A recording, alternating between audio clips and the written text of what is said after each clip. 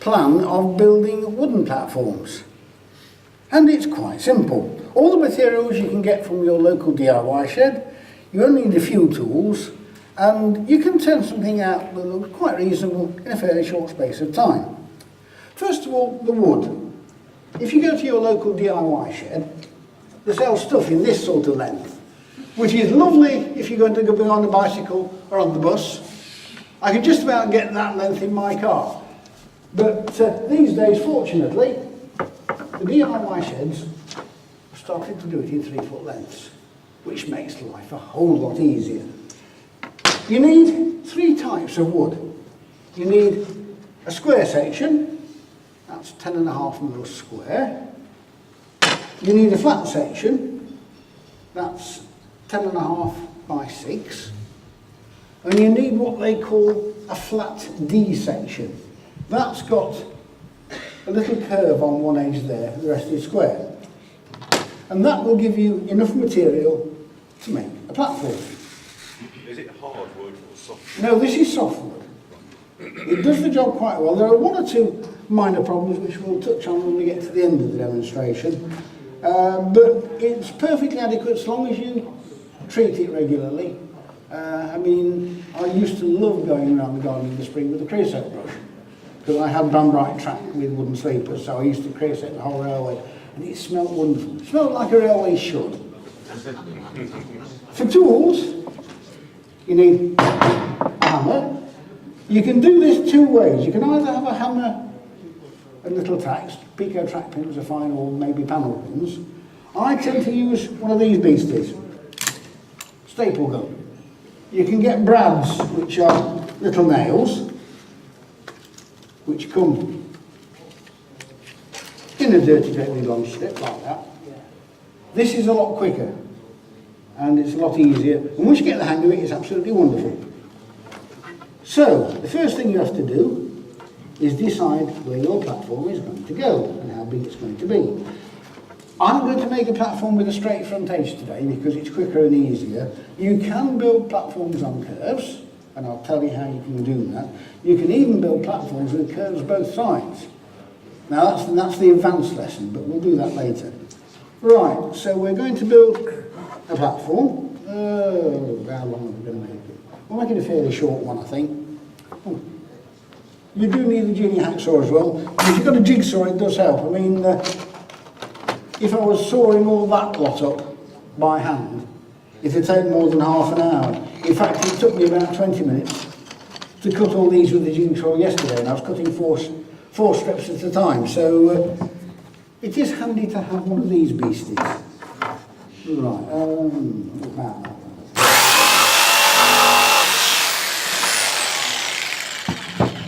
we need a strip for the front. Can you hang on to that, sir? Hang on, I'm going to come this way a bit. There we go. Where's my pencil? Oh yes, little tip. If you've got an IKEA near you, when you go into IKEA, they give you lots of free pencils. And if you're parsimonious like I am, you'll acquire half a dozen and stick them in your toolbox.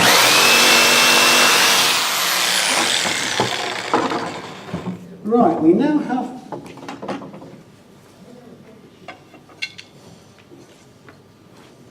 front edge, back edge. So far so good. We're going to put a building on this.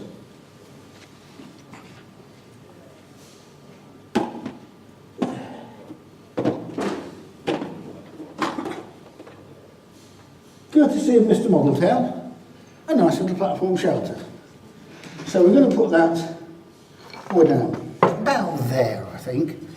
So what we're going to do now, we're going to take our D section and we're going to cut about here. Make sure you take the labels off, by the way, because they do tend to not take stain very well. So if you peel that off, there, bother, never mind. Right, so we'll cut that.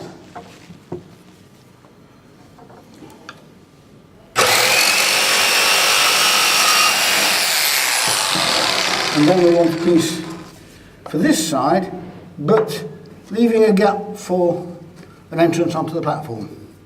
So about that long. As you can see, I'm not much for measuring, though I did actually measure all those yesterday.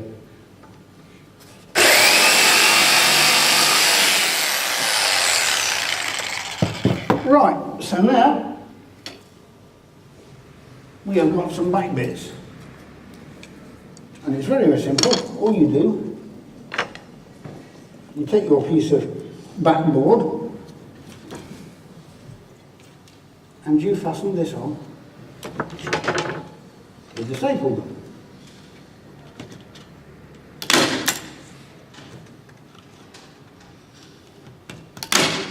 You do sometimes find that the brads don't go all the way in which case quick tap with the hammer. And the same thing at this end.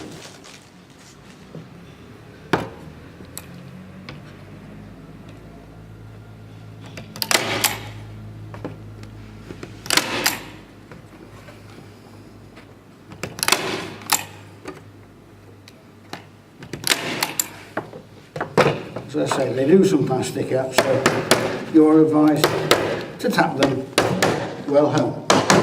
Right, so that's the back edge, which is going to sit like that, with the little entrance there. We'll talk about making the structure to go under the shelter in a minute. And you've got your front edge. That's the difficult bit. Now the next stage is quite simple. I don't normally cut these up like this. I've done this for speed this morning because if I spent all the day cutting them to length, you'd never see anything done properly. So now all we do, that goes there.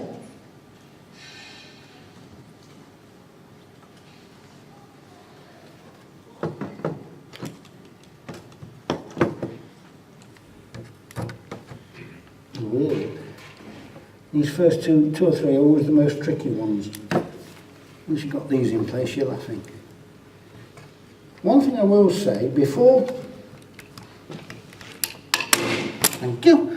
you start assembling these, stain them or apply any treatment you may wish for. I use two. I've got a dilute mixture of water and Indian ink, and the way I do it, I put the water in the jar, which is one of the little jam jars you get when you have your breakfast on the train in the morning. Or they use them in tea rooms as well. And then a little bit of Indian ink. And that, when you brush it on, will, when it's dry, give you a nice grey finish. You can also use wood stain. I keep a whole pallet of these in the workshop because they get used for coaches inside and out and for wood anywhere else. And that, of course, is just as simple as that. However, do all your staining before you start to put it together. There's a very good reason for that. Once you've put these on, you can't get anything down the gaps between them to stain them. And if you don't do that, you look from one side and you can see the light edge of the wood. As they say in certain periodicals, don't ask me how I know this. But if you go and look at the Lath Kildare modules on the modular layout, you'll see exactly why I'm telling you to do it. Because I didn't. Right, so we'll put this one on this end now. The one thing you do learn very quickly is where the brad actually comes out of the staple gun. It's very easy to miss your piece of wood or miss the hole. And as I say, once you get it into a reasonably solid structure, you see that one's missed. Totally. It's another useful tool, a pair of pincers. If you were using the hammer and pilot hole drilling method, then that wouldn't happen. But it's a lot slower anyway. That's better. Right, now then, we've got to put our front strip on yet. That piece of wood's a bit warped. The thing you have to remember, or the easy way of doing this, is to ensure that your strip of wood is at least that distance away from the front edge of the platform. Why that is important will be shown later. So I reckon about there. Yeah, that'll do.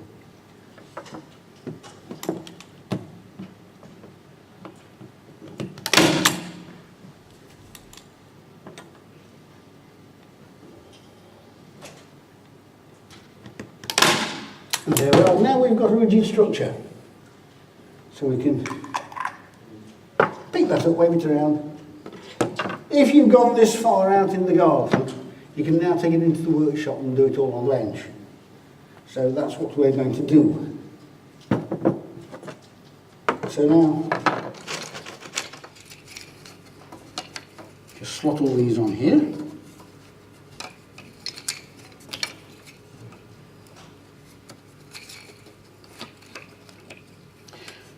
Don't butt the strips up to each other. The first one of these that I ever made was made the day before my garden railway meeting.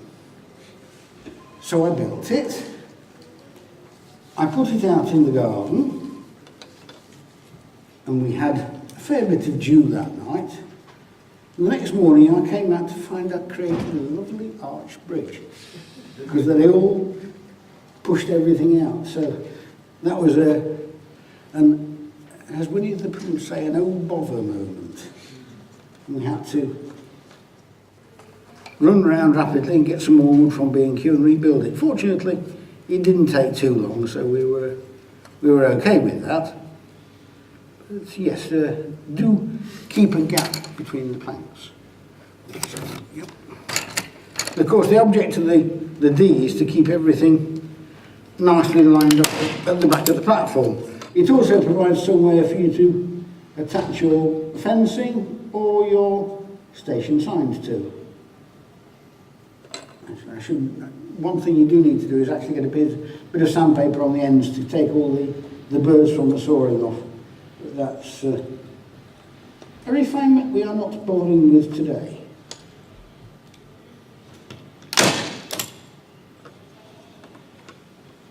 So we shall go rapidly.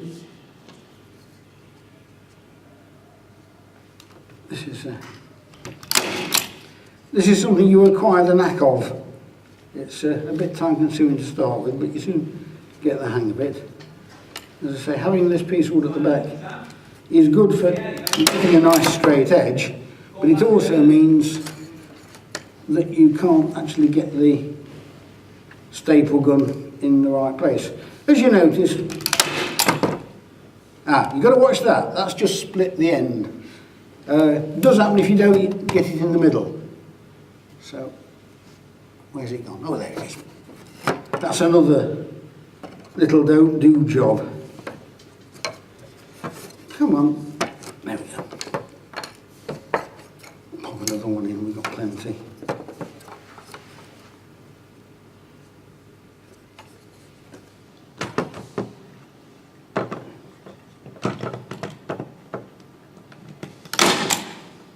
Of course, going up the front is a lot simpler.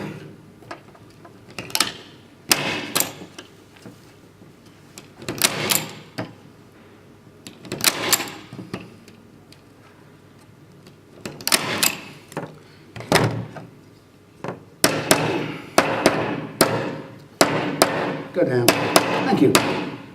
Right, and thus we continue.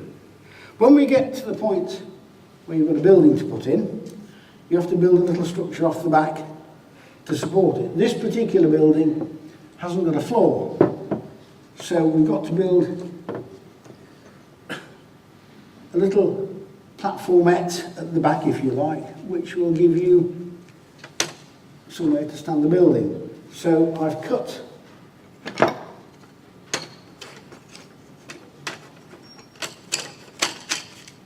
some longer ones.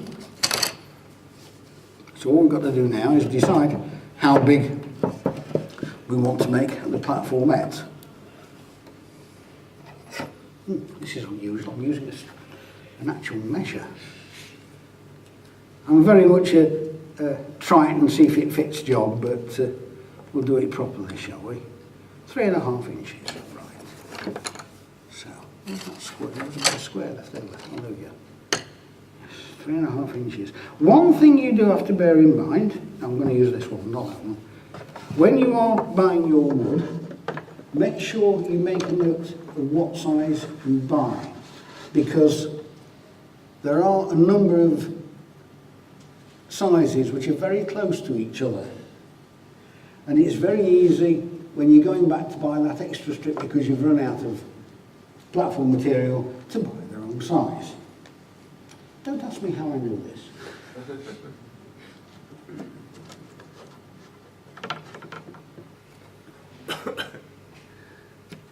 Right, so there we go, got those.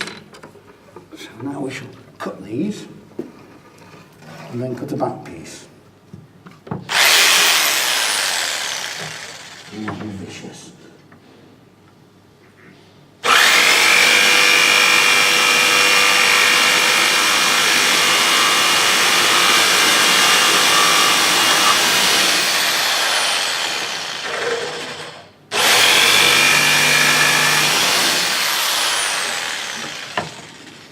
And then of course we want a piece for along the back as well. And that's going to be 4.5.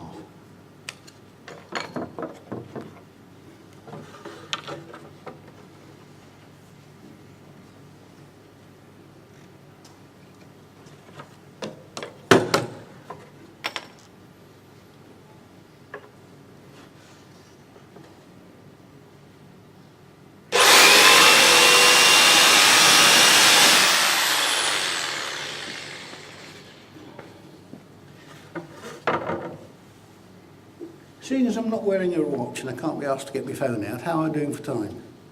7 minutes. Oh right, oh that's fine. In 7 minutes we should be able to construct something to put the building on. So at this point, you're going to have one there, one across the back, and one there, which will give you your platformette to put the building on. Oh, I can't cut straight, or I can't cut straight.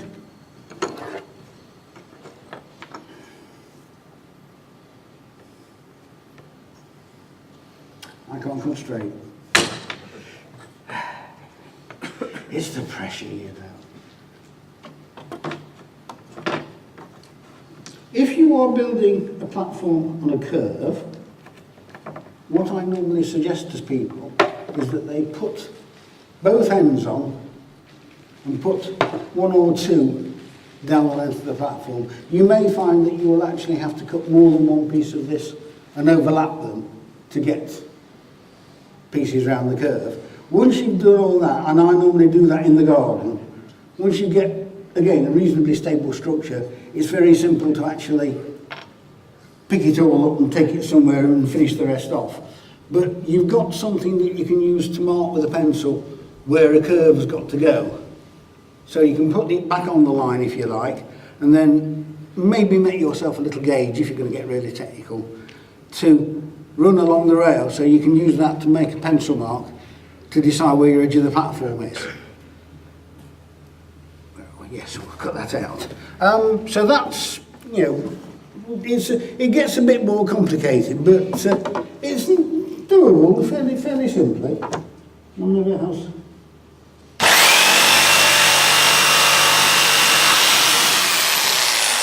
One doesn't always have success, but your materials are not costing an awful lot, so if it goes slightly pear-shaped, it's no great hassle. Right, here we go. So now we've got that. So now we take a long strip and go all the way to the back. Oops.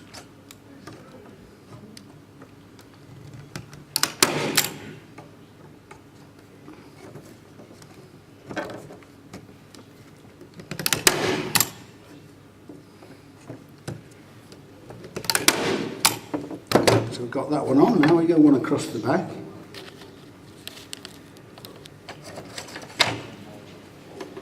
This bit is fairly simple. 5 minutes now. 5 minutes, wonderful. Well, that's all right. We're going to get there.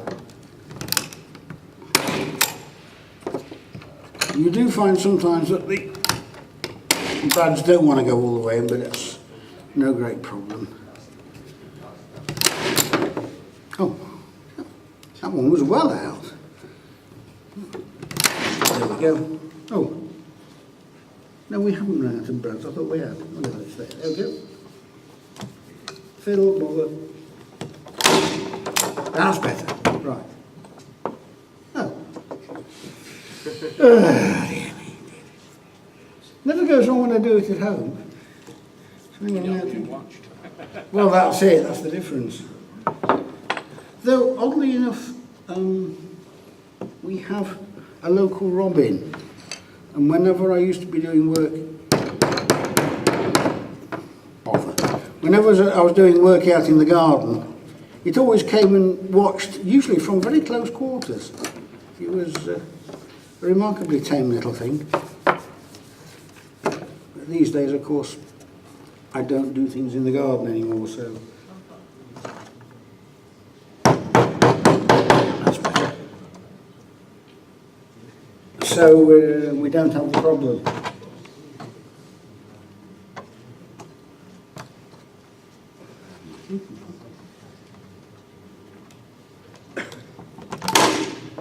Got it. Wonderful. Right, so we will continue going along like that.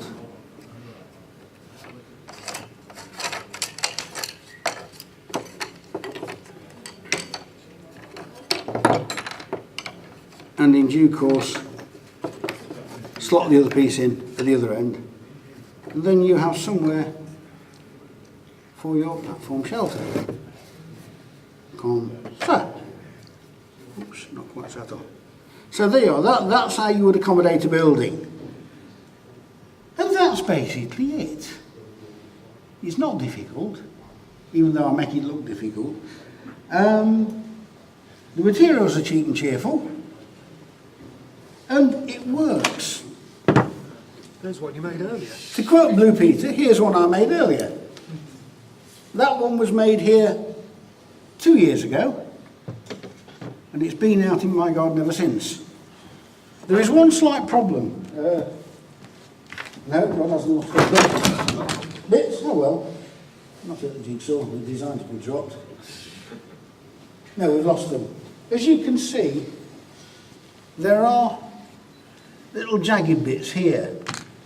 The problem is that when they make these strips of wood for B&Q, they join them together, and the joints eventually go. But you find the bits of wood, put them back in with a bit of PVA and they're all right. But that's had no glue on it at all. But that's nothing down nicely. I mean, that looks, to my mind, perfectly natural. It's had a little bit of very minor attention on Thursday when I took it out of the garden. That plank had come adrift a little bit, so I had to ease it away, get rid of the grit and put it all back together. But it works, it lasts, it's cheap, and it's easy. There you are.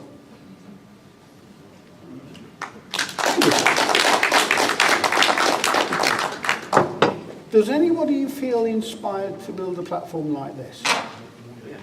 Right, you can have all this. Because I don't want to take it home with me. So you're very welcome to take it home, away and build one yourself. Do we have any questions, or has it all been sort of reasonably self-evident? How often do you coat it to protect it against the environment? That hasn't been. And as I say, when I had a garden railway, I used to go around every year with the creosote brush. So, you know, that's all it would need, but that's had no treatment at all.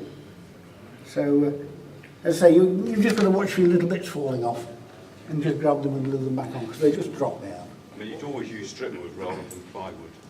Oh, yes. Don't touch plywood with a barge pole. I've got one building which has now found a permanent home on one of my 2 modules that is in the modular layout today. And that was a brown bright little platform shelter that was built in 1988. And it's had a new floor because the floor eventually went rotten. But no, I'm not a believer in using plywood in the garden. This stuff is a lot better. When you could get ramming, that was even better. But unfortunately now, with ramming becoming an endangered hardwood, you can't actually get it to use. But the softwood works quite well. So it'll outlast me, I think. Why isn't there a front strip like there is at the back? Because that's the platform edge.